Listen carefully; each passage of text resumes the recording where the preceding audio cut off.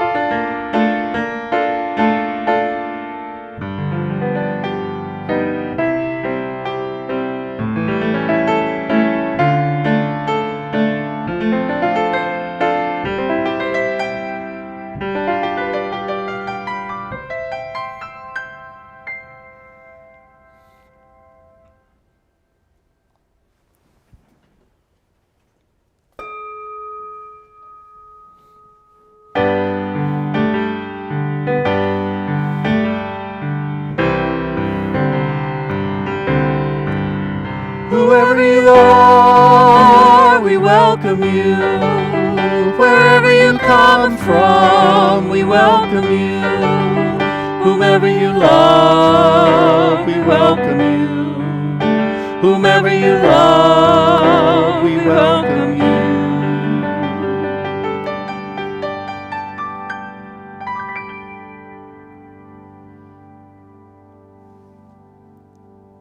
Good morning and welcome to our virtual broadcast here at First Unitarian Church of Toledo. We welcome you on YouTube and look forward to seeing you again in person. Our only announcement today is about our annual meeting, which will also be today. At 1 p.m., we'll have our annual meeting via Zoom.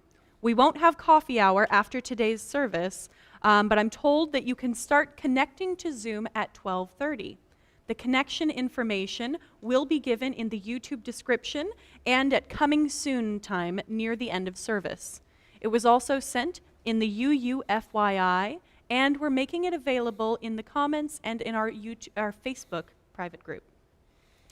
Eligible members will be voting on whether to approve next year's proposed budget, a bylaws change, an addition to our vision statement, and whether to endorse a land acknowledgement.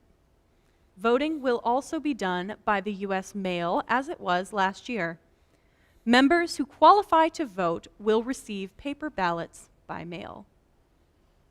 With that, we begin our service with opening words by Richard S. Gilbert, "For flowers have the gift of language." Speak, flowers, speak. Why do you say nothing? The flowers have the gift of language. In the meadow, they speak freedom, creating patterns wild and free as no gardener could match. In the forest, they nestle, snug carpets under the roof of leaf and branch, making a rug of such softness. At the end tip of branches, they cling briefly before bursting into fruit sweet to taste. Flowers, can you not speak joy to our sadness and hope to our fear? Can you not say how it is with you that you color the darkest corner? The flowers have the gift of language. At the occasion of birth, they are buds before bursting. At the ceremony of love, they unite two lovers in beauty. At the occasion of death, they remind us how lovely is life. Oh, would that you had voice, silent messengers of hope. Would that you could tell us how you feel, arrayed in such beauty. The flowers have the gift of language. In the dark depths of a death camp, they speak the light of life. In the face of cruelty, they speak courage. In the experience of ugliness, they bespeak the persistence of beauty. Speak, messengers, speak, for we would hear your message. Speak, messengers, speak, for we need to hear what you would say. For the flowers have the gift of language. They transport the human voice on winds of beauty. They lift the melody of song to our ears. They paint through the eye and the hand of the artist. Their fragrance binds us to sweet-smelling earth. May the blessing of the flowers be upon you. May their beauty beckon you each morning, and their loveliness lure you each day, and their tenderness caress you each night. May their delicate petals make you gentle, and their eyes make you aware.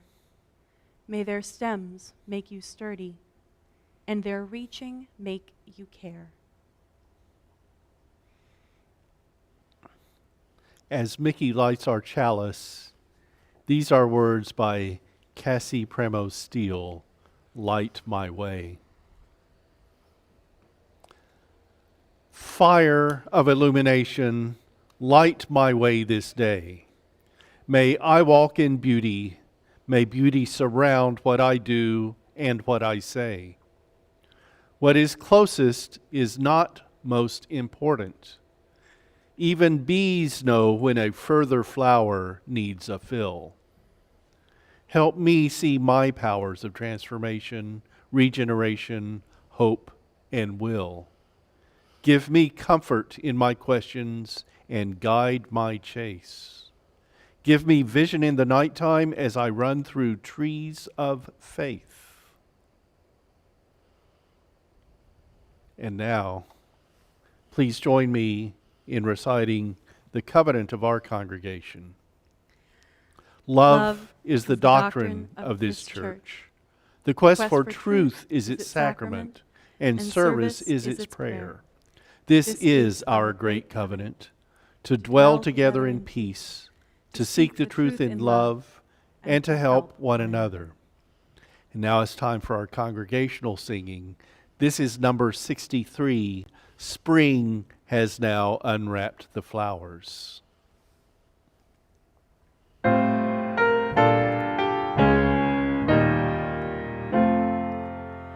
Spring has now unwrapped the flowers, day is fast reviving, life in all her growing parts, toward the light is striving, gone the iron touch of cold, winter time and frost time, seedlings working through the mold, now make up for lost time.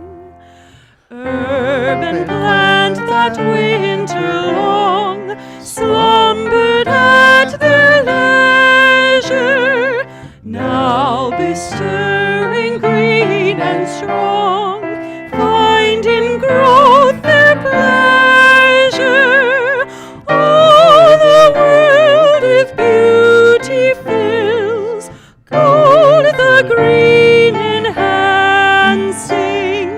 flowers make a glee among hills, set the meadows dancing.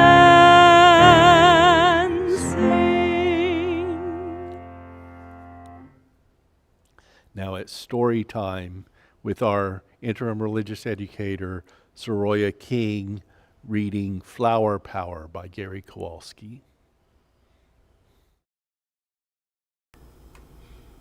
Hello and good morning and happy Flower Communion Sunday.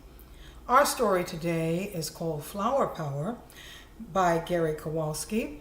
It's one of his sermons that we've adapted for our use today. When I think of power, strength, sheer physical force, I think of an avalanche. Tons of thundering snow come falling down the side of a steep mountain with the speed and irresistible force of a locomotive or freight train. In an instant, an avalanche can sweep away everything in its path. But there's something even more powerful than an avalanche, and that's a glacier. A glacier doesn't move as fast as an avalanche. It can be slow, inching forward a few yards in the course of an entire year. But glaciers are enormous, giants of the natural world. But there is something even more stronger in nature, and that would be a flower. I'm thinking of the avalanche lily and the glacier lily. Each spring, as the snow begins to melt in the high mountains, these tiny flowers push their slender green stalks upward through the softening ice, through the wintry crust and into the warming sun. The avalanche lily has white flowers with a yellow center, and the glacier lily is all yellow. Neither is very big.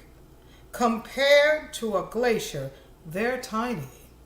The flowers are just an inch or two in size, but the bud is inside a growing green stem that pierces right through the cold overlay of February and March and brightens into the promise of April and a brand new season.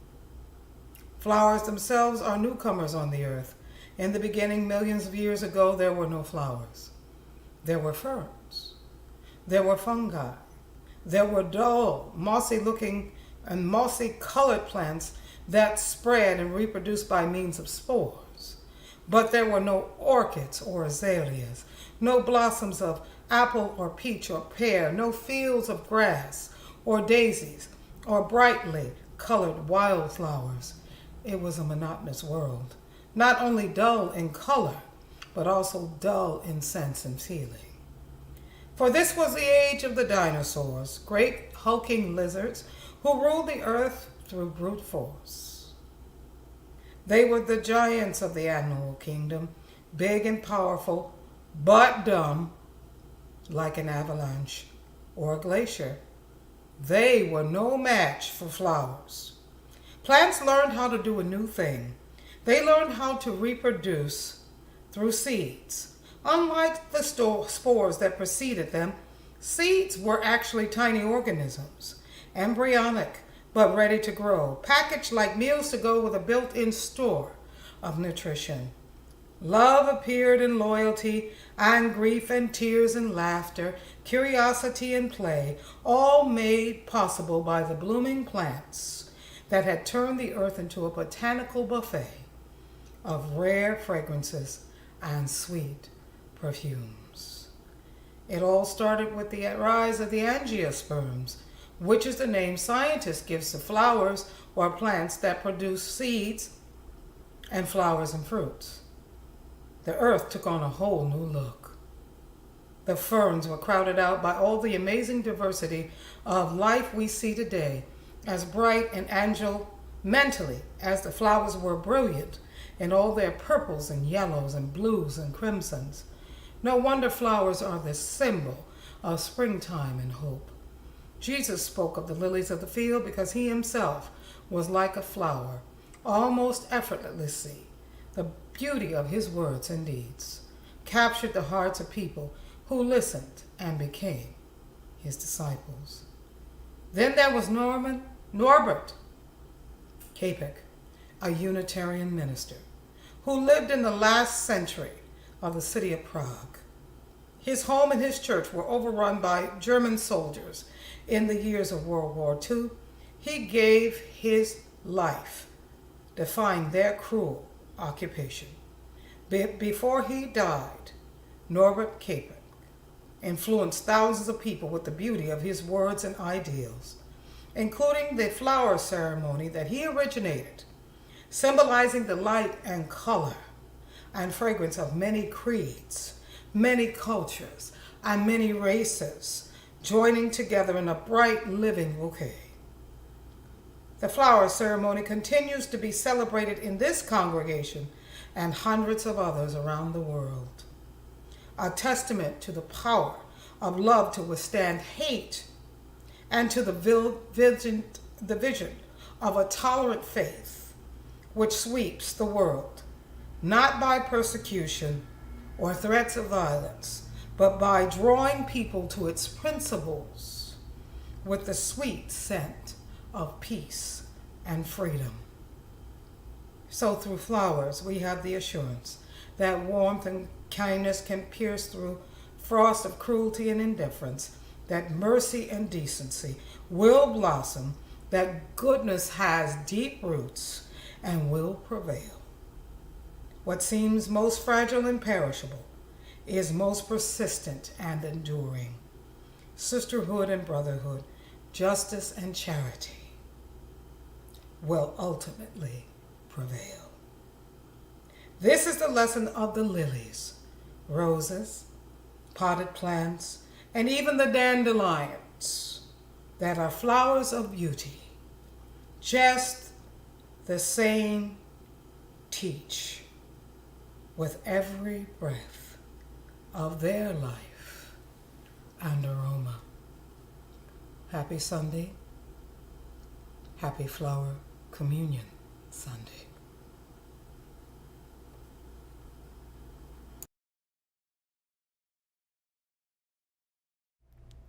Our anthem today is Plant More Than You Harvest by Jim Scott.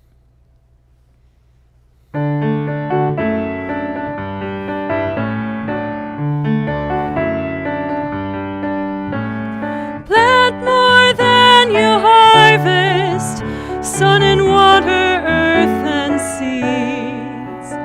Plant more than you harvest, give the earth all that it needs. Plant more than you harvest, give the earth all that it needs. The earth all that it needs.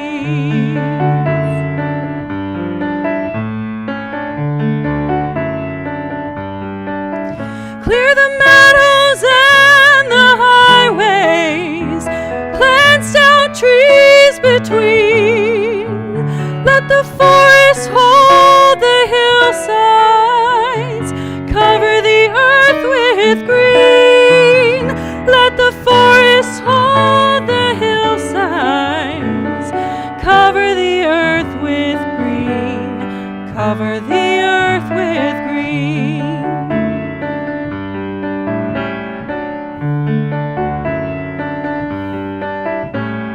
Plant the grains to feed every woman, man, and child.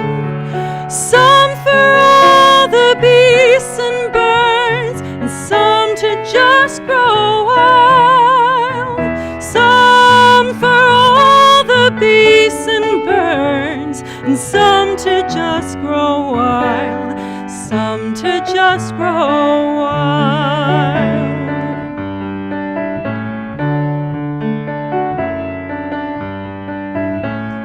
Plant more than you harvest, sun and water, earth and seeds.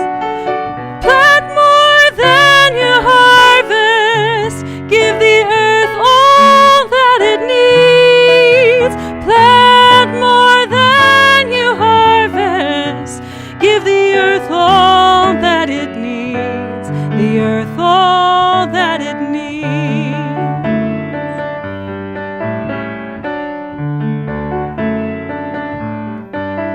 Tall cedar and the spreading oak, cool all that dwell below, and the fallen trunk helps seeds reveal the secrets that they know.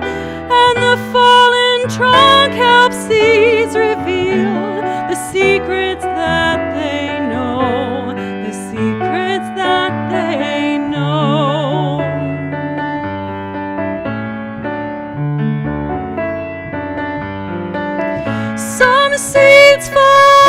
the wayside, but some will make it through. On the water, wind, or loving hand, the cycle starts anew. On the water, or wind, or loving hand, the cycle starts anew. The cycle starts anew.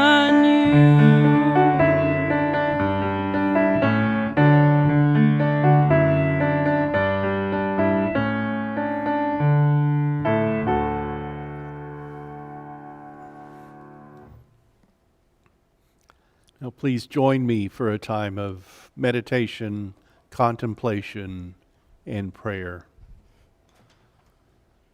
There is much on our minds this week with the violence again in Israel and Palestine. Really, two peoples, the Hebrew people and the Palestinian people, trying to live on the same land with politics and religion caught up in that. It seems to me that the Palestinian people do not have equal citizenship in Israel from the news we see, from some of the actions. And yes, Israel or Israeli people and Palestinian people are both attacking and defending themselves in a very small but very important part of this vast planet. And that is kind of a religious home for people of many faiths. And so many of us wish that we could find some solution. I don't know if that means it be a secular state acknowledging religious difference. We need something to happen. And as well, here, the political process and partisanship in the United States is generating great differences, and we're not coming to resolution as a people. It's more that many are trying opposition until they can dominate in some way, and we need better. Very much on our minds are the latest pandemic pronouncements. Yes, many of us have been vaccinated, and most in this congregation, I'm told, but we haven't come close enough to reaching that 70% of the population being vaccinated that makes social immunity possible. Which makes me wonder, is government moving too soon? Do we have spring fever for the second spring of COVID-19 and are pronouncing safety before its time? Should we be dropping masks so much at one time? I encourage all of us to exercise reason and keep our masks nearby, though I know we don't need to wear them as often as we did prior to vaccinations. Still, it's good for others, and it is something that we can do for ourselves that really is harmless. And also, a joy to share, it's graduation time. We've had people graduating from the University of Toledo, I know with high honors. I heard Fawad Khan received high honors on his graduation. We have high school graduations as well, and I know we have students who will be entering Bowling Green State University and Boston University, among other places. And in honor of graduation time, I'm wearing this very appropriate for today's flower ceremony tie, although many would say it's an ugly tie. This I wore at my college graduation. in 1978. And I made this necktie in high school. So for you guys, a little bit of silliness to help with graduation. And now let's hear words for meditation, contemplation, and prayer. This reading is Fragile and Rooted by Carolyn S. Owen Toll. See a blossom in your mind's eye. Allow it to fill the interior of your imagination. Greater perfection of form in nature cannot be imagined. With inward gaze, absorb each wondrous fluted petal. Slide down its humid surface until you drop as the dew into its velvety core. Immerse your senses in this safe chamber. Such fragile beauty gives impulse to weep. Slowly reverse the journey.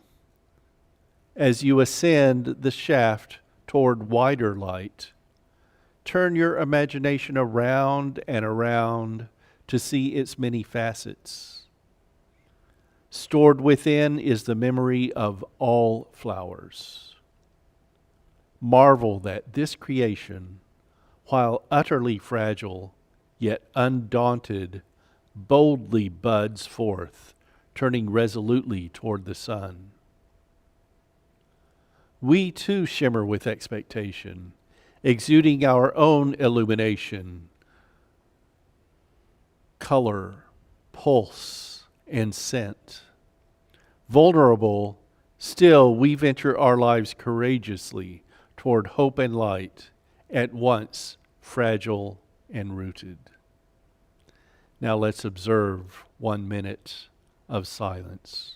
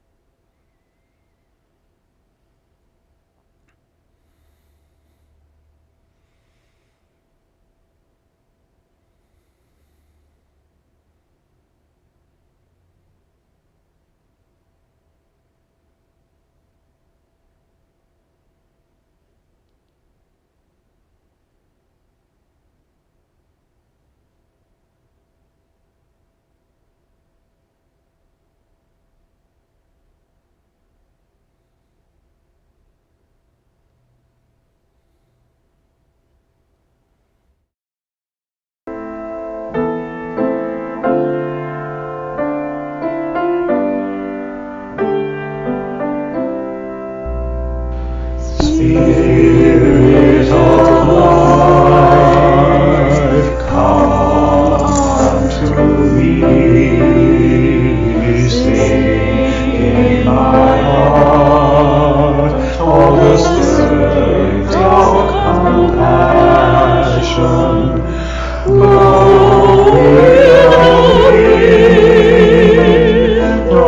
Rise in the sea, moving the hand, giving light the shade of justice. Rose only rose, wings set me free. Spirit of life, come to me, come to me.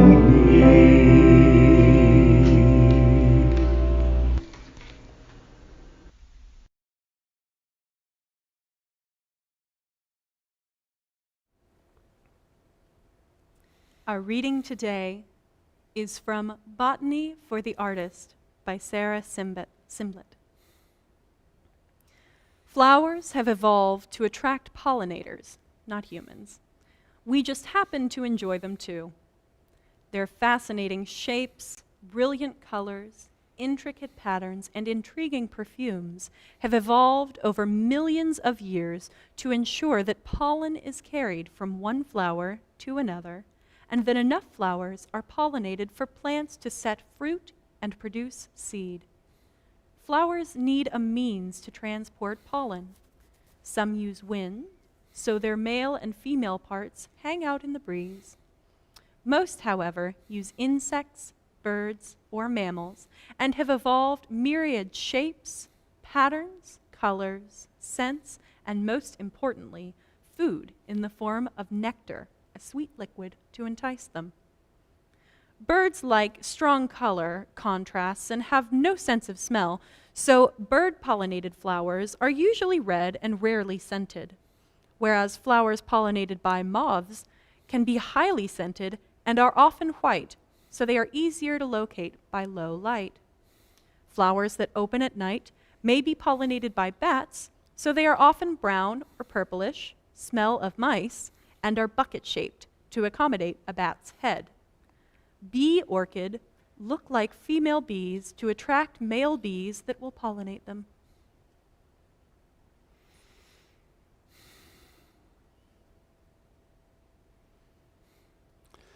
Imagine that you're at a botanical garden. There are many plants and displays to see, and paths are marked for you to choose how to go. You're probably not thinking too much about the bounty of the about the botany of the botanical garden, about the biology of plants, but more the beauty in the gardens which the botanists helped to put on display. You're in both a park and an art museum in a way. Like galleries and art periods, the grounds will have different groupings of plants, and you might have instructions not to touch what's on exhibit. Biology and beauty, science and nature and art all combine to dazzle us. Yes, a prairie, a glen, a meadow, the natural settings without cultivation give us special places. But gardening is taking the natural and somehow transforming it. For food, as in a vegetable garden, for beauty, as in a flower garden, and for knowledge, one aspect of a botanical garden. Flowers could be ugly to us and still fulfill their own purpose, Robin Wall Kimmerer wrote in Braiding Sweetgrass, Indigenous Wisdom, Scientific Knowledge, and the Teachings of Plants. Her book has gotten some good response by people exploring spirituality. And part of that could be that she is both a botanist and an indigenous person. And her life journey, in a way, has been to weave science and art together. So she understands the pairing of botany and beauty. In her book, Robin Wall Kimmerer cites Greg Cajete, a scholar who, like Kimmerer, is a Native American. She says that Cajete has written that in indigenous ways of knowing, we understand a thing only when we understand it with all four aspects of our being: mind, body, emotion, and spirit. I came to understand quite sharply when I began my training as a scientist, Kimmerer continues, that science privileges only one, possibly two, of those ways of knowing, mind and body. As a young person wanting to know everything about plants, I did not question this. But it is a whole human being who finds the beautiful path. Kimmerer says, "It was the bees that showed me how to move between different flowers, to drink the nectar and gather pollen from both. It is this dance of cross-pollination that can produce a new species of knowledge, a new way of being in the world. After all, there aren't two worlds. There is just this one good green earth.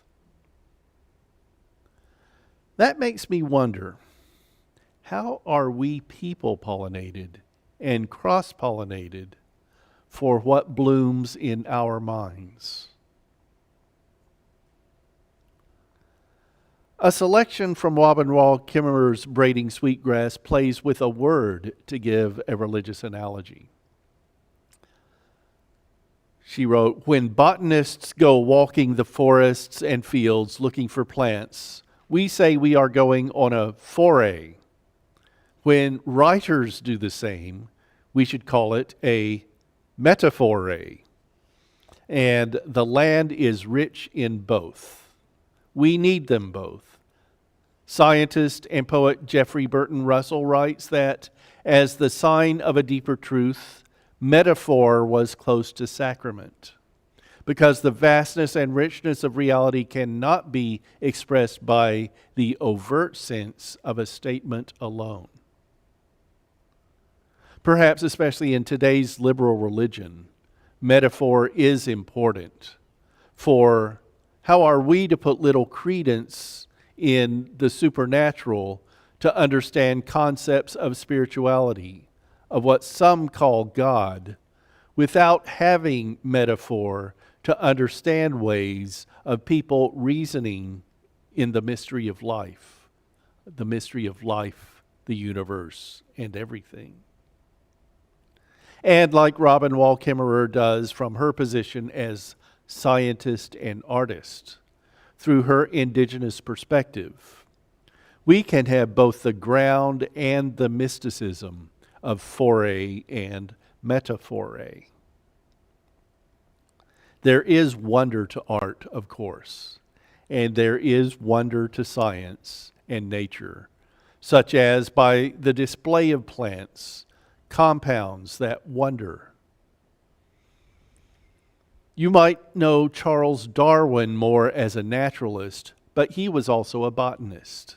He wrote, "It has always pleased me to exalt plants in the scale of organized beings." Consider this factual excerpt from Sarah Simbett's book, Botany for the Artist. By studying fossils, scientists have learned that flowering plants evolved about 125 million years ago. Their relatively sudden appearance marked a landmark in evolution and was described by the naturalist Charles Darwin as an abominable mystery. Today, more than 350,000 species of flowering plants have been identified and arranged into about 350 families. They are found on every continent and in all but the most extreme environments. They rarely grow under the sea, for example. We tend to think of flowering plants as garden flowers or wildflowers, but they also include all grasses and many species of broad-leaved trees. They range in size from 1/16 of an inch, 2 millimeters, to more than 328 feet, 100 meters tall. But despite their huge variety in appearance and size, most of them share the same basic features. Flowering plants have roots, buds, stems, and leaves, bracts, modified leaves, individual flowers or clusters of flowers, inflorescences, and different kinds of fruits. And through that 125 million year presence of flowers, in the more than 350,000 species that flower, we get the wonders of nature and the closer contact, the cultivation of gardening. The botanical for the science, and the more personal, your gardens for food, for display, for putting your hands in the dirt and your mind in the sacred. Whether it's your planting or you're admiring the botanist's displays, you go beyond the plants. Take this passage from Deep-Rooted Wisdom, Skills and Stories from Generations of Gardeners by Augustus Jenkins Farmer. Gardening for me is a means of sharing an intense connection with the earth, of immersing myself in the dirt. It's a creative process. Sometimes that might take an afternoon, sometimes a decade. Sometimes it's just for me, for the pleasure of being in that moment. But usually I'm driven to tell a story. The story I'm most compelled to tell is that we are all part of a much larger process and in it together with a massive team of amazing creatures. It's all there for us to experience. Smell this flower, take off your shoes, experience this garden barefoot. Look at what this frog does at night. Let's see him under a black light. Chew on this leaf. Listen, that plant is whistling. Dirt, plants, and flowers are all sexual energy in a living mess of sensual pleasure. We're innately drawn to it. How can we not be? We are it. We are flowers, fungi, bulbs, and birds.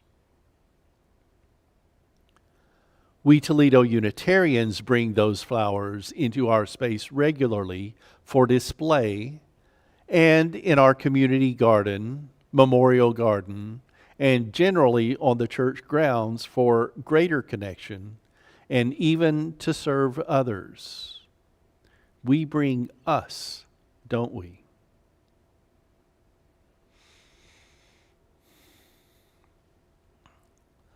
One other aspect of botany and beauty is that today is our annual flower ceremony. And I'm giving the rest of this sermon time to an adaptation of our tradition. Last year, for a virtual service, I asked you to send me photos of flowers, and we put slides of them together in a video. That flower service is on our YouTube channel, but during the live stream, a technical glitch stopped the slides about halfway through the service, but I think it's just our learning status at the time that affects the sound. So to ease your review, we've also posted just the slides with no music accompaniment. It's on our Toledo Unitarians YouTube channel. This year, I have another approach for our flower ceremony. I brought a native plant from the Toledo Zoo. It doesn't have the roots of our Toledo Botanical Garden, you can say, but I think the provenance from the zoo folks developing native plants is good. We have this prairie phlox on the table in front of me.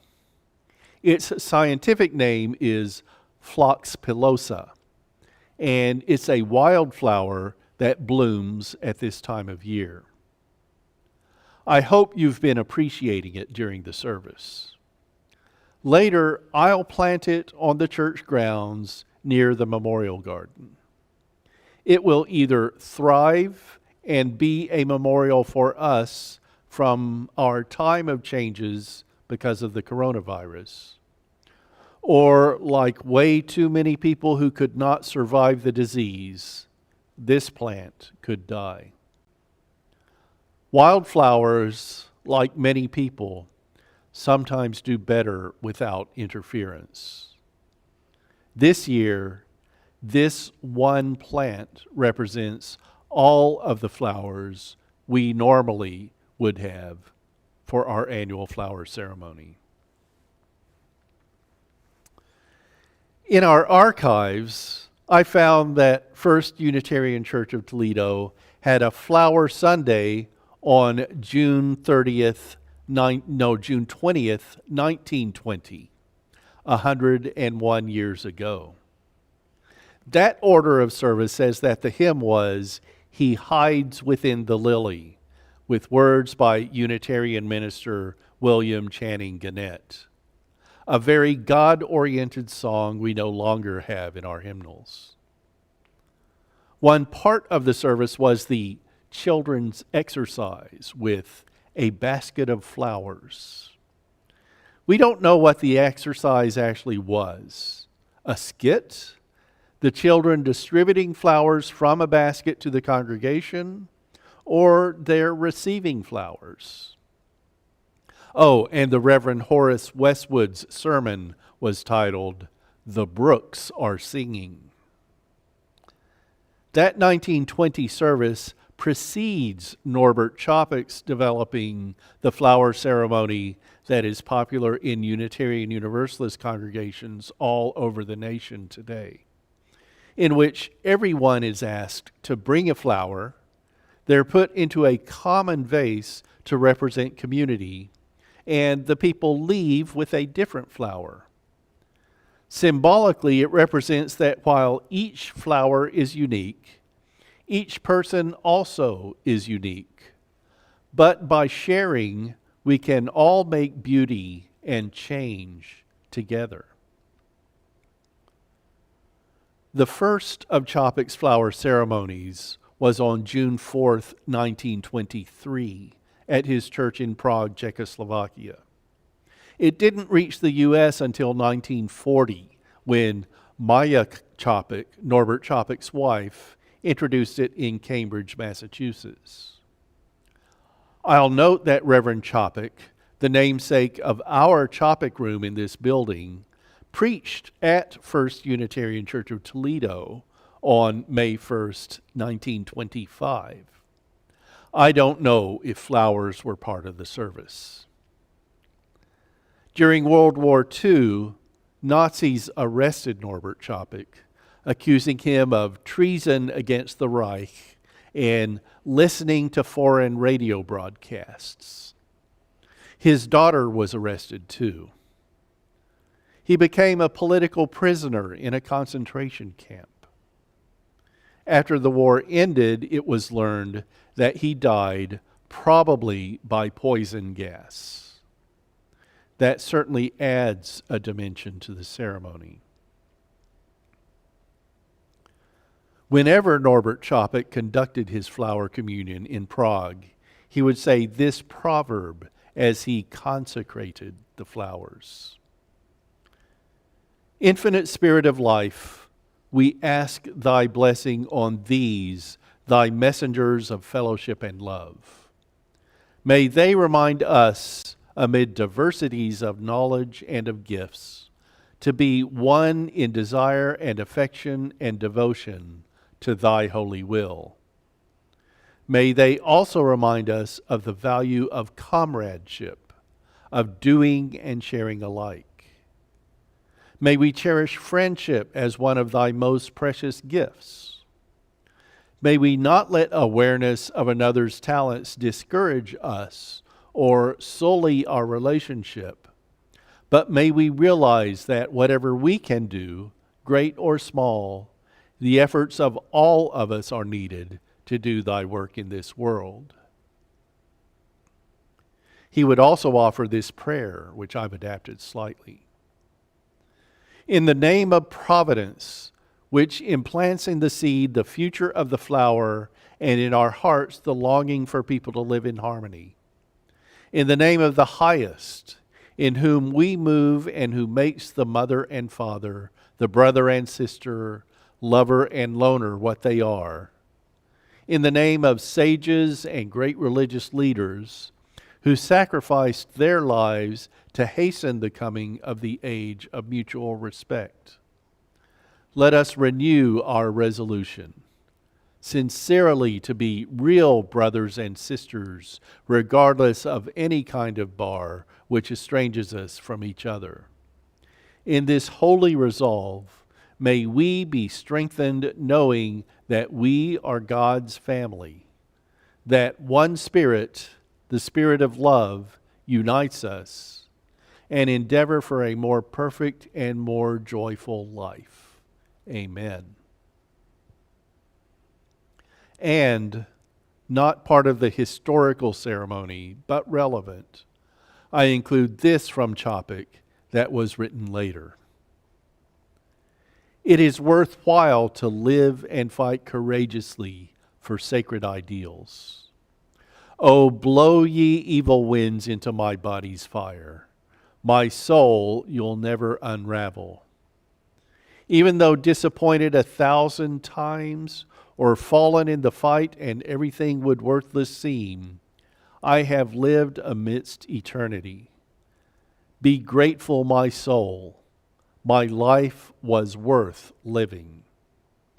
He who was pressed from all sides but remained victorious in spirit is welcomed into the choir of heroes. He who overcame the fetters giving wing to the mind is entering into the golden age of the victorious. Amen, and so be it. I close this time, this metaphor and ceremony, saying, may botany and beauty, science and nature and art improve your life. And may flowers from annuals, perennials, native plants, weeds, grasses, trees, and many other sources of blooms, however they're pollinated, be symbols, yes, but let's also appreciate them for their own being. So be it. We come now to our time of offering. Thank you to all of you who support our mission here at First Unitarian Church of Toledo. If you'd like to learn more or just find ways to give online, you can go to uutoledo.org, click on Give, and then click on Online Giving. You can also learn more about membership and annual pledges at that site. If you prefer snail mail, you can find us at 3205 Glendale Avenue here in Toledo. If you'd like more information about the events here at First Unitarian, you can also click on the YouTube description box. There are links. You can find out how to sign up for our UUFYI to stay in the know. And speaking of events coming up, this is our coming soon time where we give you a preview of next week. Next week's 10 a.m. Spiritual Adventures Forum is going to be presented by Ethan Pearson, and Ethan will talk personally about transgender transitions. Then the 11 a.m. service will be led by our commissioned lay minister, David Strickler, and he'll be preaching on burying grounds, graveyards, and cemeteries. Normally, we would have our virtual coffee hour after service, but we will not have that today. Instead, we'll have our annual meeting via Zoom at 1 p.m. You'll be able to log in using those credentials in either the YouTube description, your FYI, or in the chat if you need a copy-paste. And we look forward to seeing you. That'll be able to get in at 12:30.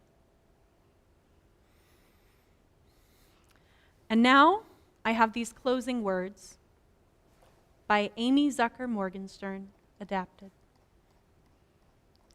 Each of us is a flower with a delicate beauty uniquely our own. We may be like sunflowers, turning always toward the light. We may be like night-blooming Sirius, only displaying our fragrant petals when it's dark and we think no one can see. We may be hothouse flowers, far from our native lands, cautiously tended within a harsh and unfamiliar climate. We may be gray-headed like dandelions, eager to launch the new generation with the first strong gust of wind, past our own bright youth, but ready to pass our wisdom on in precious, gossamer-carried seeds. Some of us, sometimes, spring up overnight and fade in the hot glare. Some of us sometimes are roses, slowly assembling petal after tightly wrapped petal, and revealing our full glory only when everything is in place.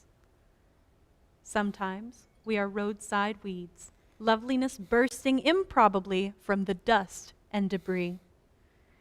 May we offer our beauty with the simplicity of flowers, expecting no recognition, hoping for nothing, giving out of what we are, and knowing it is enough. May our lives bloom like flowers. Amen.